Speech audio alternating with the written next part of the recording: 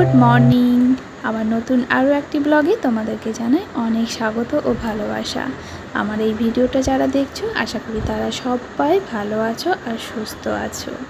তো দেখো সকালবেলায় আমি বসে পড়েছি দুধের কড়াই নিয়েছি মুড়ি, আসলে একটু শর্ট ছিল আর খেতে খেতে মনে পড়ে গেল ছোটোবেলার কথা। ছোটোবেলায় বাড়ির দুধ ছিল আর প্রচুর পরিমাণে শর্ট হতো আর মুড়ি মেখে খেতাম।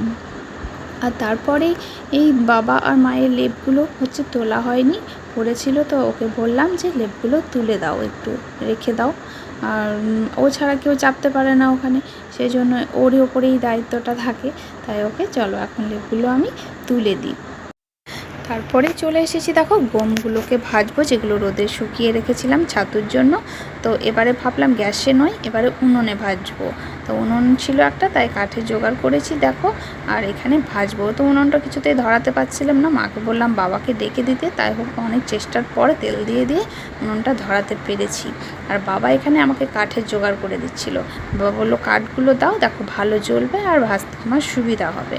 তো সেই মতো কাঠ দিয়েই উনুনটা বেশ ভালো জ্বলছিল। আর মা এখানে দেখছে, মাদের এগুলো অভ্যেস ছিল, মারা গ্রাম থেকে তো এসেছে শহরে, ধরো তো মাদের অভ্যেস ছিল। আমি বললাম আমিই করি। মা দেখছে, হাসছে, বলছে না এত বেশ হচ্ছে, ভালোই পারছো, কিন্তু খুব ধোঁয়াটা চোখে লাগছিল, সেই জন্য একবার এদিকে বসছি একবার ওদিকে বসছি। আর কড়াইয়ের মধ্যে আমি কিভাবে ভাজছি সেটা দেখো। কড়াইয়ে নিয়েছি লবণ, নিয়েছি ওটা, আর তারপরে এটা দিয়েছি দেখো গম দিয়ে দিচ্ছি। আর এভাবে ছাকনাতে নেড়ে নেড়ে ভাজছি, কারণ কুচিতে আমার নেই এখানে, আর কুচিতে আমি পারবো না, সেই জন্য একটা ছাকনায় নাড়ছি আর একটা ছাকনায় চেলে চেলে নিচ্ছি। তো ভাজা নিয়েই কথা, ভাজা তো হলো। তোমাদেরকে একটা জিনিস দেখাই, দেখো আমার গাছে টমেটো হয়েছে। একটা টমেটো গাছ এমনি এমনি বেরিয়ে গেছিলো, তো জানি না, যাই হোক টমেটো ধরে গেছে। টমেটো গাছটা বেশ বেড়ে গেছিলো, আমি তুলতে বারণ করেছিলাম। তো দেখো কতগুলো টমেটো ধরেছে, যদিও টমেটো সিজন এবার এ মা, টমেটোগুলোকে দেখিনি আমি, মজা দেখো। আমি ভাবছি পাকছে, তো পাকুক, তুললাম না। তো তাও দেখিনি কোনো দিন যে এরকম পিঁপড়ের একটা লাইন হয়েছে, দেখেছি, দেখবে এই দেখো, কিন্তু পিঁপড়ের লাইনটা যে কোথায় গেছে আর কি খাচ্ছে সে তো দেখিনি। ও বাবা, ওই যে টমেটোগুলোকে খেয়ে নিয়েছে, টমেটোগুলো নষ্ট করে দিয়েছে, দেখিনি, দেখো।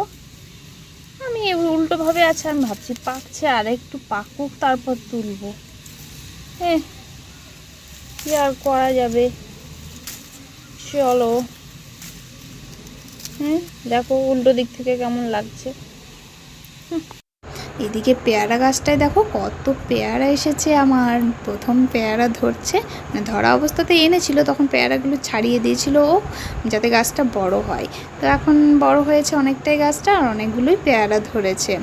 আর তারপরেই দেখছি ও, আমার ছেলে টিউশনে থেকে এসে বাড়ি কিছুতেই ঢুকছে না। তো আমি দেখতে গেলাম যে কেন বাড়ি ঢুকছিস না কেন রে, জিজ্ঞেস করাতে দেখছি সামনে একটা বাড়ি হচ্ছে, বাড়ি ভেঙে তৈরি করছে, তো সেটাই দেখ। এরপর বিকালবেলায় আমি গমগুলো যেগুলো ভাজলাম সেই গমগুলোকে দেখলাম একটু বেছে নিতে হবে, কারণ গমের মধ্যে তো অনেক নোংরা থাকে। যদিও ধুয়ে পরিষ্কার করেছি, ছোলা দিয়েছি, তাতে ছাতুটা টেস্ট হয় সেই জন্য। আর যে গমগুলো পুড়ে গেছে এগুলো বেছে বেছে একটু ফেলে দিচ্ছিলাম। আর তারপরে আমি ঝোলাতে রেডি করে দিলাম, ওর যখন সময় হবে তখন ও আমরা পিষিয়ে আনবে ছাতুটা। আর আজ বরের আবদারে সন্ধ্যাবেলায় বানালাম হচ্ছে নান আর আলুর দম। তো ও অনেক দিন থেকেই বলছে নান বানাও, মানে একটা ভিডিওয়ে দেখেছিল, তো সেইভাবেই আমাকে বানিয়ে দাও।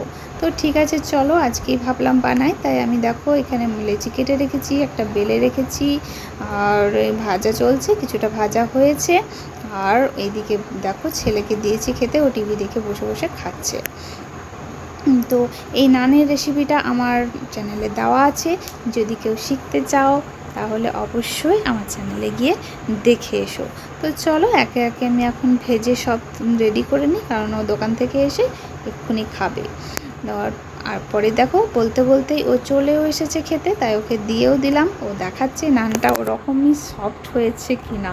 তো দেখো রিয়াকশানটা একবার তোমরা দেখো, খেতে খেতে খাওয়ার মুখটা দেখো, মানে ও ময়দার জিনিস এতটাই পছন্দ করে, মানে যে তোমাদের কি বলবো, তুমি যাই দেবে ময়দার জিনিস ও খুব ভালোবাসে খেতে। তো মুখের রিয়াকশানটা তোমরা দেখেই বুঝতে পারছো কীরকম। অবস্থা।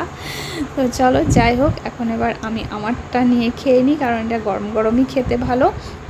তো আমিও দেখো যথারীতি নিয়ে চলে এসেছি, আর টিভি দেখতে দেখতে আমিও বসে খাচ্ছি। তো চলো ব্লগটা আজকের মতো এই পর্যন্ত। সবাই ভালো থেকো, সুস্থ থেকো, বাই।